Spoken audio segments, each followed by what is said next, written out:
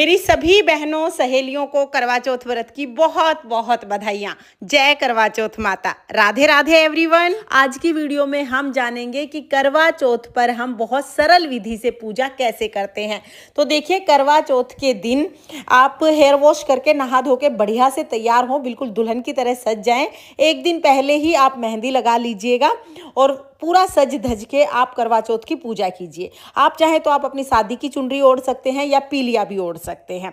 इसके साथ ही करवा चौथ के व्रत की पूजा आप सुबह शाम किसी भी समय कर सकते हैं। तो आपके यहाँ पर जिस टाइम भी पूजा करने का रिवाज है उस टाइम आप पूजा कीजिएगा। नहा धो के तैयार होके जिस जगह पर भी आप पूजा करेंगे उस जगह को अच्छे से साफ कर लेंगे। उसके बाद हमें यहाँ पर एक चौकी लगानी है। देखिए, आप चाहें तो सीधा जमीन में हल्दी का चौका लगा के भी पूजा कर सकते हैं, या आप चाहें तो कोई लकड़ी का पट्टा या चौकी रख लीजिए। उसके ऊपर लाल रंग का वस्त्र हम बिछा लेंगे। अगर आपके पास पहले से पूजा का कपड़ा है ना, तो उसी को धो के आप बिछा लीजिएगा। फिर हम गेहूं का थोड़ा आसन देंगे, थोड़े गेहूं रखेंगे, उसके ऊपर हम करवा चौथ माता को विराजमान करेंगे। कैलेंडर है तो आप दीवार पर चिपका लें, अगर फोटो है तो चौकी पर रख लें। इसके बाद हमें करवा भरना है। तो देखिए, मिट्टी का करवा हम एक लेते हैं। करवे में ये नल जरूर होना चाहिए, और करवा आप सजा हुआ भी ले सकते हैं, नॉर्मल भी ले सकते हैं। तो मैंने सजा हुआ मिट्टी का करवा लिया है। थोड़ी सी एक लकड़ी के टुकड़े पर, यानी कि माचिस की सीख पर मैंने थोड़ी कॉटन लगा के इसके होल को बंद कर दिया है। उसके बाद फिर हम इसको शुद्ध जल से भर लेंगे। तो मिट्टी का जो करवा है वो हमें शुद्ध जल से भरना है। उसके बाद करवे के कंठ पर हम मोली यानी कि कलावा बांध देंगे। करवे के कंठ को खाली नहीं छोड़ते हैं, तो आप मोली धागा जरूर बांध दीजिएगा। इसके बाद करवे के साथ ढक्कन आता है, तो हम इसके ऊपर ढक्कन लगाएंगे। इस करवे को हम करवा चौथ माता के पास रखेंगे। करवे का जो नल है वो करवा चौथ माता की तरफ होना चाहिए। इसके साथ ही हम एक मीठा करवा लेंगे। तो हमारे यहाँ पर इस तरह का चीनी का बना हुआ करवा लेते हैं। आप इस तरह का करवा ले सकते हैं, या मिट्टी का करवा लेके उसको भी मीठे से भर सकते हैं। तो यहाँ पर हमने मीठा करवा ले लिया है। इस पर कलावा बांध लेंगे और इसको भी हम करवा चौथ माता के पास ही रख देंगे। इस करवे का जो नल है ना, वो भी करवा चौथ माता की तरफ होना चाहिए। तो देखिए, ये मीठा करवा है, ये करवा चौथ माता का है। मिट्टी का जो करवा है वो हमारा है। अब दोनों करवों के नीचे थोड़ा थोड़ा सा अनाज रखेंगे और बाकी अनाज हम यहीं पर करवा चौथ माता को समर्पित कर देंगे। इसके बाद जल के छींटे लगाकर भाव रूप में सभी को स्नान करा देंगे। अब देखिए, जो करवा चौथ माता का फोटो है इसमें गणेश जी भी हैं, तो गणेश जी का पूजन हम यहीं पे कर लेंगे। आप चाहें तो अलग से भी गणेश जी को विराजमान कर सकते हैं, नहीं तो यहाँ पे भी पूजन कर सकते हैं। तो पहले हम गणेश जी को तिलक करेंगे, उसके बाद करवा चौथ माता को तिलक करेंगे, दोनों करवों को तिलक करेंगे, और कैलेंडर में जितने भी देवी देवता हैं सबको तिलक कर देंगे। फिर हम वस्त्र के रूप में सबको कलावा समर्पित कर देंगे। तो देखिए, कलावा आपको जरूर समर्पित करना है। इसके अलावा अगर आपके पास लाल रंग की चुनरी है तो आप करवा चौथ माता को चुनरी समर्पित कर सकते हैं। चुनरी नहीं है तो कोई बात नहीं, वस्त्र के रूप में आप सिर्फ कलावा यानी कि जो मोली का धागा होता है ये भी समर्पित कर सकते हैं।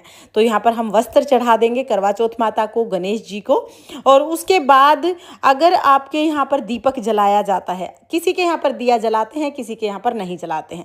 आपके यहाँ पर दिया जलाते हैं तो थोड़े सा अनाज रख के, थोड़े से गेहूं रख के उसके ऊपर हम दिया जला देंगे। अगर आपके यहाँ पे दिया जलाते हैं तो आप जला दीजिएगा, नहीं जलाते हैं तो कोई बात नहीं, दिए के पार्ट को आप स्किप कर दीजिए। फिर देखिए, करवे जो है, करवों को कभी खाली नहीं छोड़ा जाता। तो करवे के ऊपर आपको कोई भी मिठाई रखनी है, आप चाहे पतासे रख दीजिए या कोई मिठाई रख दीजिए। घर पे कुछ मीठा बनाया है तो आप वो भी रख सकते हैं, नहीं तो बाजार से भी मिठाई मंगवा सकते हैं। करवे पे मिठाई रखेंगे, करवा चौथ माता को भोग के रूप में मीठा समर्पित कर देंगे। ऋतु फल अगर आपके पास हैं तो आप ऋतु फल भी समर्पित कर सकते हैं।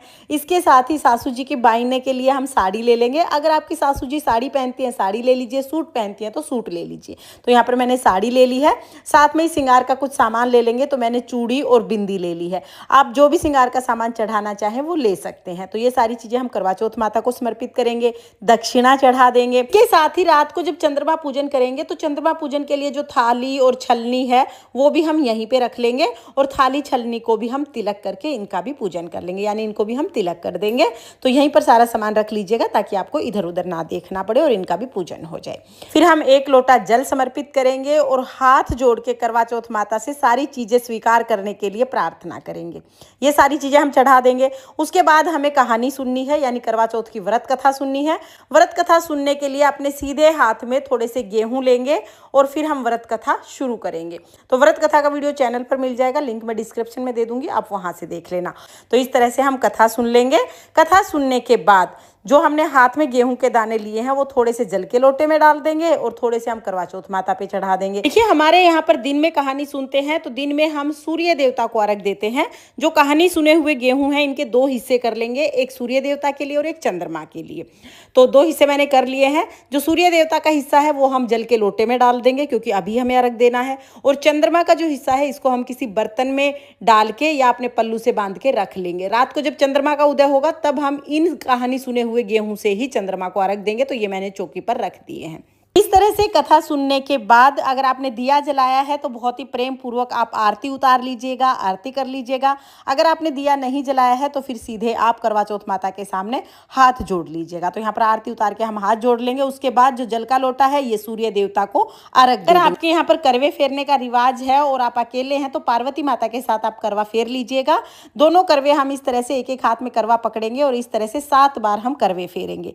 तो करवा जब फेरेंगे तो करवे आपस में टकराने नहीं चाहिए, और पार्वती माता सुहाग दे, करवा चौथ माता सुहाग दे, ऐसा बोलते हुए हमें करवे फेरने हैं।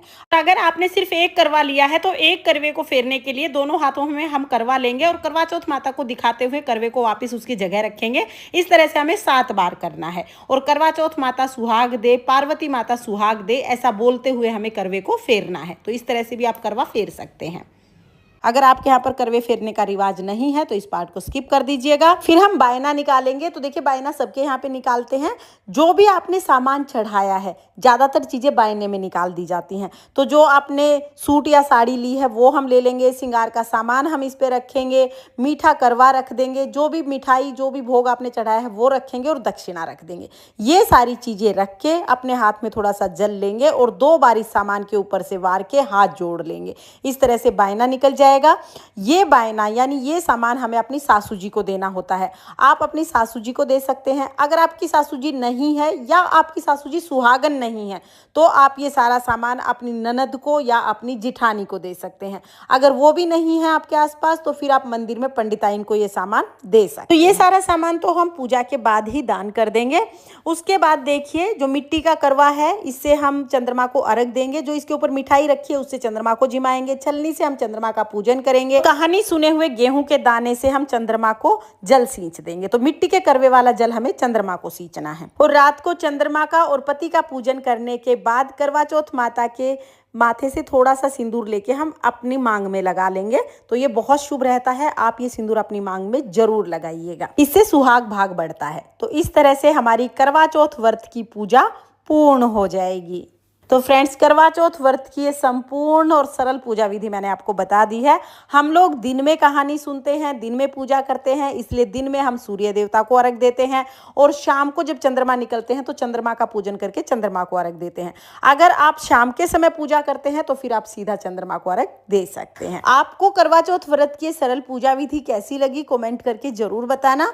और अगर ये वीडियो आपको पसंद आया हो, वीडियो आपके लिए थोड़ा बहुत भी यूजफुल हो तो प्लीज वीडियो को लाइक कर देना और चैनल को सब्सक्राइब कर लेना। करवा चौथ माता की कृपा आप पर सर्वदा बनी रहे, इसी कामना के साथ फिर मिलेंगे किसी और वीडियो में।